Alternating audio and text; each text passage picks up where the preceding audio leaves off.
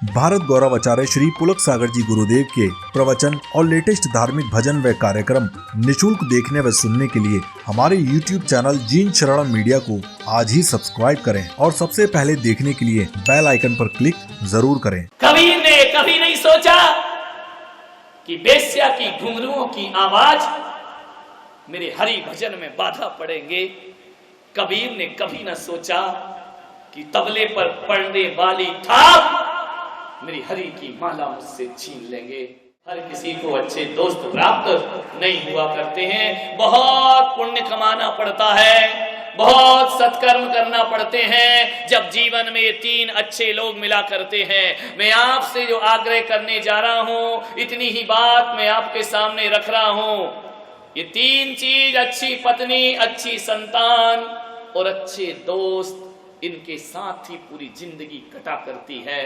और ये तीन ना हो तो जीवन बड़ा बेकार और नीरस हो जाया करता है। किसी सदगृहस्थ का, साधु का नहीं। ये तो मैं किस्मत वाला हूं कि मुझे अकल पहले आ गई जो तुमको बुढ़ापे में आ रही है। वो बुढ़ापे में भी कहां आ रही है, ध्यान दो। अच्छी पत्नी के चयन करने में जहां तक मैं समझता हूं कि परिवार का हाथ होता है, माँ बाप का हाथ होता है, रिश्तेदारों का हाथ होता है, हमारे परिचितों का हाथ होता है। अच्छी पत्नी के चयन में परिवार जिम्मेदार है और अच्छी संतान में हम कुछ नहीं कर सकते। इसमें प्रकृति जिम्मेदार हुआ करती है, ये प्रकृति की देन हुआ करती है। आदमी कुछ भी सोच ले कि अच्छी संतान का जन्म हो जाए, ये प्रकृति के हवाले काम हुआ करता है। संतान गोरी होना है, काली होना है, सुंदर होना है, बदसूरत होना है, ये ना माँ के हाथ में कुछ होता है ना पिता के हाथ में, ये प्रकृति की व्यवस्था है।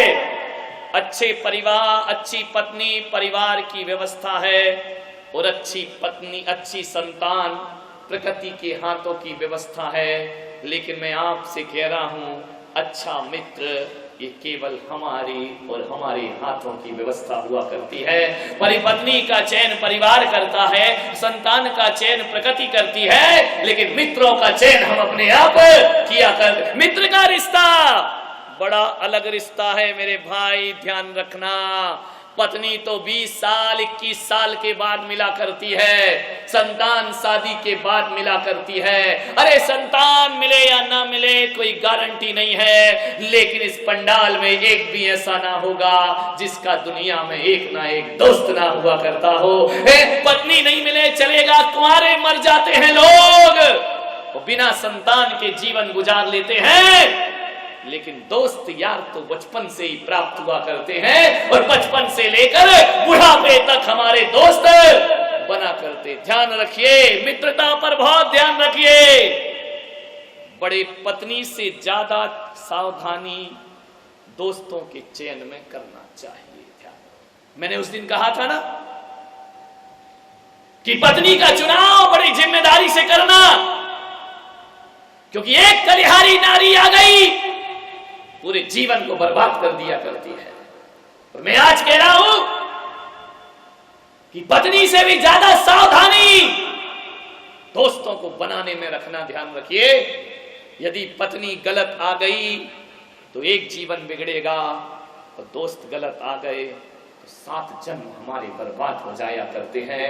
क्योंकि पत्नी केवल घर को अशांत करती है और दोस्त गलत कार्य सिखाकर पूरी जिंदगी को बर्बाद कर दिया करते हैं। इसलिए दोस्तों की जिम्मेदारी बहुत, रिश्तेदारों से भी बड़े दोस्त हुआ करते हैं। मैं तो ये कह रहा हूं कि शायद माँ बाप से हर राज बच्चे छुपा लेते हैं, लेकिन दोस्त ऐसे होते हैं जिनसे कोई राज छिपता नहीं। दोस्तों पर बहुत सावधानी रखिए।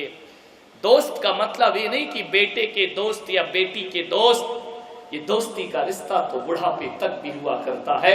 बुढ़ापे में भी ना जाने कैसे कैसे लोग मिला करते हैं। जीवन की राह पर कभी कभी अचानक किसी मोड़ पर किसी अजनबी से मुलाकात हो जाती है और वो अजनबी धीरे धीरे इतना अपना लगने लगता है जितने कभी अपने भी अपने नहीं लगा करते हैं। ध्यान रखिए, वो होता है दोस्त, वो होती है मित्रता। दिलों के रिश्ते जहां से चला करते हैं वो दुनिया में दोस्त होता है। मेरे भाई, एक बात याद रखना, गलत दोस्त से अच्छा बिना दोस्त की जिंदगी गुजारना, लेकिन गलत दोस्तों की कभी संगति मत करना। ध्यान, बड़े संभल के जीना जी, कभी विचार करना। जीवन में हजार रिश्ते हमारे पास हो, लेकिन दोस्ती ना हो तो मैं कह सकता हूं कुछ रिश्तों में वो सुकून नहीं मिला करता है जो दोस्ती में सुकून मिला करता है। दोस्त हमारे जीवन में जरूर होना चाहिए। बिना दोस्त के एकाकी जीवन ज्यादा आनंदमय नहीं हुआ करता है। हम मानव लोग हैं, समाज में रहते हैं, उठते हैं, बैठते हैं, दोस्ती भी होती है और दुश्मनी भी हो जाया करती है। मैं आपसे निवेदन करूंगा, यदि दोस्ती को जिंदगी से निकाल दिया जाए, कभी इसके बारे में आपने ख्याल नहीं किया होगा कि दोस्ती के बिना हर रिश्ते नीरस हुआ करते हैं, हर रिश्ते रूखे हुआ करते हैं, और हर रिश्तों में यदि दोस्ती डाल दी जाए तो हर रिश्ता आनंद में कारण बन जाया करता है। हर रिश्ता जीवन को सुकून प्रदान करता है, हर रिश्ता जीवन को आनंद में बदल दिया करता है। मैं तो स्पष्ट तौर पर आपसे कह रहा हूं कि माँ बाप भी अपने बच्चों से केवल माँ बाप या बच्चों का रिश्ता ना निभाएं। जो माँ बाप अपने बच्चों से बच्चों के रिश्तों में थोड़ा सा मित्रता का रिश्ता निभाते हैं, वो माँ बाप बच्चों के लिए आदर का पात्र बन जाया करते हैं। हमेशा ही तानाशाही नहीं होना चाहिए, मित्रता के रिश्ते होना चाहिए। पति पत्नी के बीच कितने भी पारिवारिक रिश्ते हो, लेकिन मैं चाहता हूं कि एक पति पत्नी केवल पति पत्नी नहीं, एक अच्छे दोस्त भी होना चाहिए। और माँ बाप केवल माँ बाप नहीं, एक अच्छे मित्र भी होना चाहिए। भाई भाई केवल भाई भाई नहीं, एक अच्छे दोस्त भी होना चाहिए। और भाई बहन भी एक अच्छे दोस्त होना चाहिए। और गुरु शिष्य केवल गुरु शिष्य ना हो, बल्कि एक दोस्ती का रिश्ता भी उनके भीतर होना। बिना दोस्ती के हर रिश्ता रूखा हुआ करता है। दोस्ती का रिश्ता रखिए। मेरे पास लोग आते हैं, बच्चे आते हैं, बच्चों जैसा मजाक कर जाते हैं, जवान आते हैं, जवानों जैसे रहते हैं, बूढ़े आते हैं तो मैं बुजुर्गों जैसी बातें भी कर लेता हूं, और विद्वान आता है तो विद्वानों की बातें भी कर लिया करता हूं। हर रिश्तों में एक प्रकार की औपचारिकताएं नहीं। जिन रिश्तों में दोस्ती नहीं होती वो महज एक औपचारिकता के अलावा और कुछ नहीं होते, और उन रिश्तों को टूटने में ज्यादा देर नहीं लगा करती है। जो लोग जीवन भर अपने बच्चों के माँ बाप बने रहना चाहते हैं, बुढ़ापे में उनके संबंध मधुर नहीं रह सकते हैं, लेकिन बच्चों के दोस्त बन करके देखो। एक बात याद रखना, दोस्ती तो वो होती है जिसके लिए कभी कभी हम रिश्तेदारी को भी तोड़ दिया करते हैं, रिश्ते नाते भी टूट जाया करते हैं। दोस्ती का रिश्ता बड़ा पवित्र रिश्ता हुआ करता है, ध्यान रखिए। जिंदगी का नाम दोस्ती, दोस्ती का नाम जिंदगी। दुनिया में यारो कुछ भी नहीं रहता, रह जाती है दोस्ती। जिंदगी का नाम दोस्ती, दोस्ती का नाम जिंदगी। जिंदगी वही है जिसमें दोस्ती हुआ करती है। भगवान को केवल भगवान ही मत समझो, अपनी जिंदगी का सबसे बड़ा मित्र समझो। कबीर एक ऐसे संत हुए, बेश्या के कोठे के सामने अपना झोपड़ा बना दिया। तकलीफ कबीर को कभी ना हुई। कबीर ने कभी नहीं सोचा कि बेश्या की घुंघरुओं की आवाज मेरे हरि भजन में बाधा पड़ेंगे। कबीर ने कभी ना सोचा कि तबले पर पड़ने वाली थाप मेरी हरि की माला मुझसे छीन लेंगे। कबीर निश्चिंत था। एक बात ध्यान रखे ग्वालियर वालों, संतों को समाज से कोई परेशानी नहीं होती है। मगर कुछ समाज को संतों से परेशानी जरूर हो जाया करती है। वेश्या को परेशानी हो गई कबीर से। वेश्या के यारों ने कबीर वेश्या से कहा कि तू पगली है क्या? तेरे कोठे के सामने कबीर का झोपड़ा। वेश्या ने कहा क्या फर्क पड़ता है, अपने हरि का भजन करते रहता है। बोले पगली है क्या तू? फर्क तो बहुत पड़ेगा। बोले क्या फर्क पड़ेगा? बोले देख, जब जब हम तेरे जिस्म का सौदा करने आते हैं और हरि भजन की जब धुन हमारे कान में पड़ती है कबीर के मुख से, जब जब कबीर के दोहे सुनते हैं, तेरी वासना से मन उचाट हो जाया करता है। वेश्या एक बात ध्यान रख, ये कबीर का झोपड़ा तेरी दुकानदारी बंद करा देगा। ऐसा ना हो कि जो तेरे शरीर के लिए आते हैं वो कबीर के साथ आत्मा का ध्यान करने के लिए बैठ जाएं, तेरे लेने के देने पड़ जाएंगे। वेश्या ने देखा, 2-4-8 दिन बाद उसे पता चला कि जो मेरे ग्राहक थे, जो मेरे यार थे, जो मेरे मित्र थे, वो मुझे छोड़कर कबीर के सत्संग में बैठने लगे। वेश्या ने कहा अब तो मेरी जिंदगी बर्बाद हो जाएगी। वेश्या के यारों ने कहा कुछ कर तू अपने जीवन के लिए। वेश्या ने कहा मैं क्या करूं, वो संत है। तो वेश्या के यारों ने कहा कि तू एक काम कर, तेरा आदेश हो तो कबीर का झोपड़ा 12 बजे रात को जला देते हैं। घास फूस का झोपड़ा धू धू करके पल भर में जल जाएगा, ना रहेगा बांस और ना रहेगी, कबीर यहां से आगे बढ़ जाएगा। वेश्या ने कहा युक्ति सही है। रात को 12 बजे कबीर के झोपड़े में आग लगा दी। धू धू करके कबीर का झोपड़ा जलने लगा, सूखी घास फूस जलने लगी। कबीर ने देखा कि झोपड़े में आग लग गई। उसने कहा वाह रे मेरे भगवान, तू मेरा कितना ख्याल रखता है। अरे जब ये झोपड़ा था तो उसमें एक छत बनी हुई थी, और वो छत ऐसी थी कि रात में जब सोता था तो मैं तुझे देख नहीं पाता था।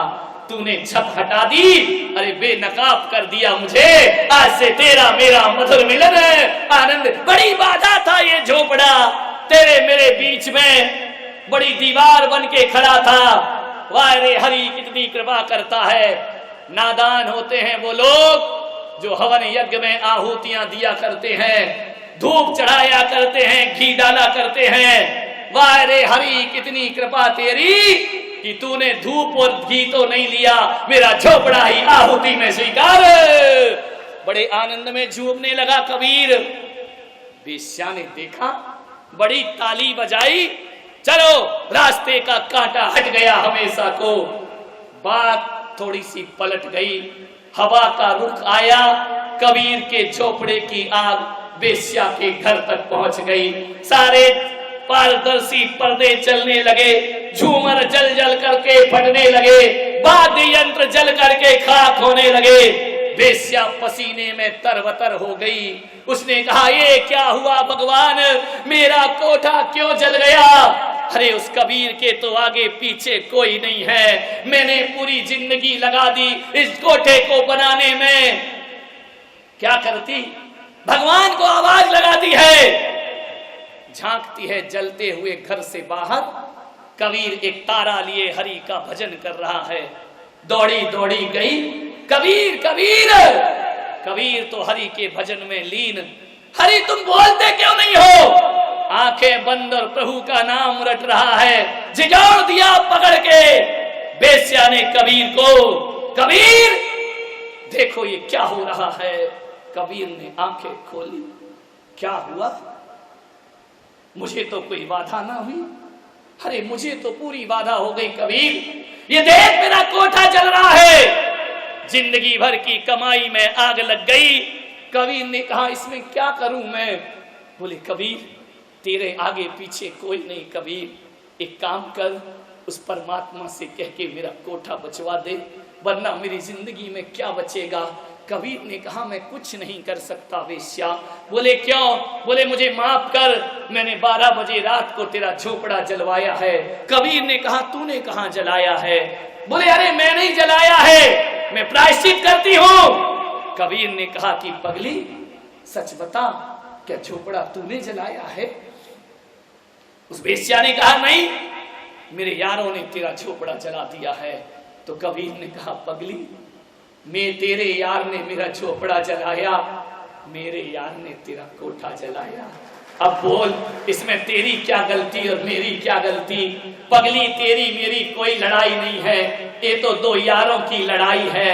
अब ये देख लो ग्वालियर वालों, कबीर ने कहा दो यारों की लड़ाई है, अब ये देखो किसका यार दमदार हुआ करता है। ध्यान रखिए मान्यवर, उस यार की दोस्ती करो जिसमें कोई दम हुआ करती है। वो दम से मतलब भुजाओं में दम नहीं, जिसके विचार वजनदार हुआ करते हैं, वो दुनिया का सबसे बड़ा यार हुआ। दोस्ती बड़े सोच समझ के करना। मानिए, वफादार मित्र चाहिए। कैसे मिलेगा वफादार मित्र? कैसे तलाशोगे कि ये मित्र मेरा धोखेबाज नहीं है? कैसे पता करोगे?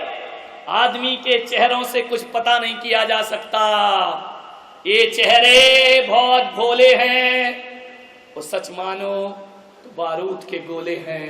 ये चेहरे बहुत भोले, ये चेहरा बड़ा भोला है। मेरे कमरे में चेहरा कुछ होता है और नीचे उतरने के बाद चेहरा कुछ और हो जाए। कितने रूप बदलता है आदमी, 1000 रूप बदलता है। आदमी को पहचानना बड़ा मुश्किल का काम है। जैसे प्याज में छिलके पर छिलके, छिलके पर छिलके, एक छिलका उतारो दूसरा आ जाता है, दूसरा उतारो तीसरा आ जाता है। लास्ट में देखो तो छिलकों को उतारते जाओ, हाथ में कुछ भी नहीं लगा करता है।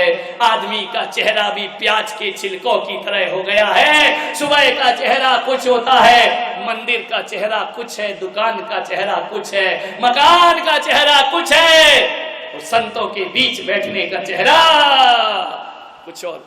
बड़े भोले हैं आदमी के चेहरे, कितने रूप बदलता है। गिरगिट तो 2-4 रंग बदलता होगा, आदमी तो हजारों रंग बदल दिया करता है। कैसे मिलेगा वफादार मित्र? कैसे मिलेगा?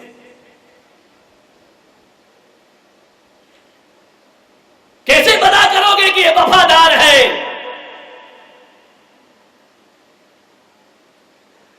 विचार करिए।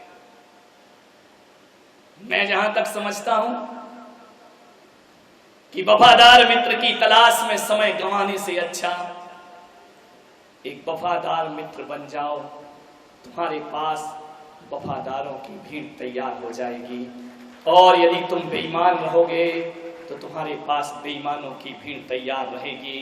यदि आपके अंदर ईमानदारी है, आप वफादारी रखते हैं, आपके पास चरित्र है, तो चरित्रवानों की टोली बन जाएगी। और आप यदि बेईमान हैं तो ध्यान रखना, आपके इर्द गिर्द जितने होंगे सब बेईमान लोगों की भीड़ आपके पास जमा हो जाएगी। मान्यवर, वफादार मित्र को मत तलाशो, वफादारी भीतर में तलाशने का प्रयास करिए।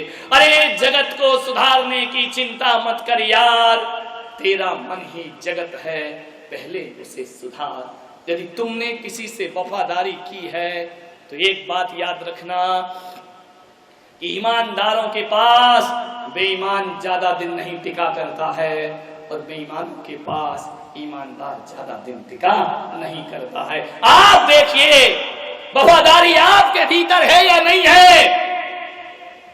दुनिया को ढूंढने मत जाओ, अपने अंदर तलाशो, मैं कितना ईमानदार हूं। यदि मैं ईमानदार हूं तो बेईमान तुम्हारे साथ ज्यादा रह नहीं सकता है। ध्यान रखिए। लोग कहते हैं कि बेईमान कौन है, इसे खोजा जाए। मैं कहता हूं ईमानदारी अपने भीतर में खोजी जाए। अरे तुम असली बन जाओ। लोग कहते हैं कि महाराज के नकली भक्त असली भक्त, लोग चुनते हैं असली साधु कौन है। और मैं पुलक सागर कहता हूं असली साधु को मत चुनो, असली चेले बन जाओ। नकली साधु अपने आप छोड़ करके तुम्हें भाग जाएगा। नकली चीज ज्यादा दिन तुम्हारे पास नहीं ठहर सकती है। असली समर्पण पैदा करो, नकली पना ज्यादा दिन टिकने वाला नहीं है। अच्छे वफादार दोस्त बनने का प्रयास करिए। हम अच्छे हैं तो लोग अच्छे हैं, हमारे विचार अच्छे हैं तो लोगों के विचार अच्छे हैं। मान्यवर, विचार करना है आपको। मत लगाओ दोस्तों की भीड़। 10 बेईमानों से एक ईमानदार दोस्त बहुत अच्छा हुआ करता है। कितनी भी सेना मिल जाए, ध्यान रखिए, ईमानदार यदि दोस्त होगा तो जंगल में रहकर भी राम को हनुमान ऐसा मित्र मिलता है जो 14 वर्ष कैसे बीत जाते हैं राम को जंगल में पता ही नहीं चला। एक मित्र होना चाहिए। एक अच्छा दोस्त हमारी खुशियों को चौगुना कर दिया करता है। एक अच्छा दोस्त उस दर्पण की तरह होता है। कभी किसी शीशे को देखना, शीशा से अच्छा दोस्त दुनिया में कोई दूसरा नहीं होता है। दर्पण को देखना, तुम रोते हो तो दर्पण क्या करता है? तुम पर हंसता है। बोलिए, क्या करता है दर्पण? तुम रोते हो तो वो भी रोता है। और एक बात याद रखना, दर्पण ऐसा होता है कि खुद टूट जाता है पर हमारे चेहरे को नहीं टूटने दिया करता है। वो दर्पण जैसा मित्र होना चाहिए। खुद टूट जाएगा, बिखर जाएगा, लेकिन हमारे चेहरे को नहीं तोड़ा करता है। खुद टूट कर भी हमारे चेहरे को जो अखंड रखता है, अरे अपनी जान देकर भी जो दोस्तों के काम आता है दुनिया में, वो ही सच्चा दोस्त है। सच्चे दोस्त कौन होते हैं? ऐसे दोस्त बनो, स्वार्थी मत बनो कि अपना काम बनता और भाड़ में जाए। जनता, ऐसा काम मत करिए।